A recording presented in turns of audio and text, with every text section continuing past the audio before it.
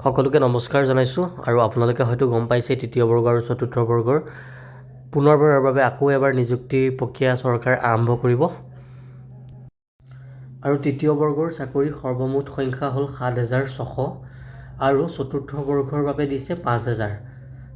লগতে তৃতীয় বৰ্গৰ যিখিনি চাকৰি দিছে চাকৰিখিনিৰ কাৰণে এপ্লাই কৰিবলৈ হ'লে আপুনি HSLCৰ পৰা ডিগ্ৰীলৈকে এপ্লাই কৰিব পাৰিব আৰু যদি চতুৰ্থ বৰ্গৰ কাৰণে এপ্লাই কৰে তেতিয়াহ'লে আপুনি অষ্টম শ্ৰেণীৰ পৰা এপ্লাই কৰিব পাৰিব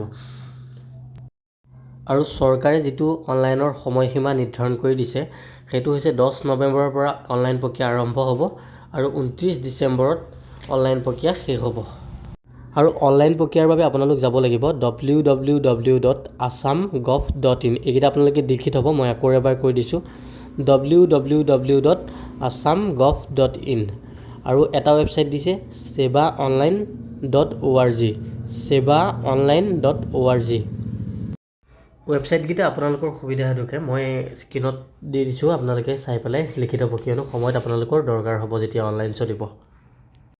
ইয়াৰ বাবে সৰ্বমুঠ পোষ্ট আহিছে ১২,৬০০ আৰু তৃতীয় বৰ্গৰ বাবে ৭,৬০০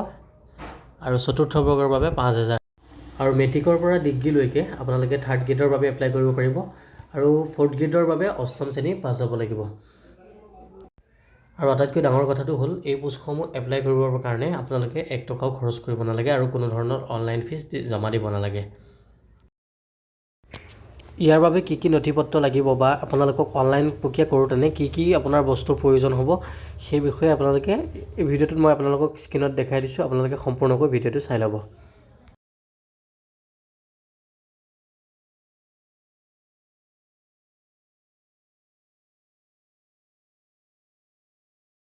আজিলৈ ভিডিঅ'টো ইমানতে শেষ কৰিলোঁ পুনৰ এটা নতুন ভিডিঅ'ৰ সৈতে আজিলৈ গুড বাই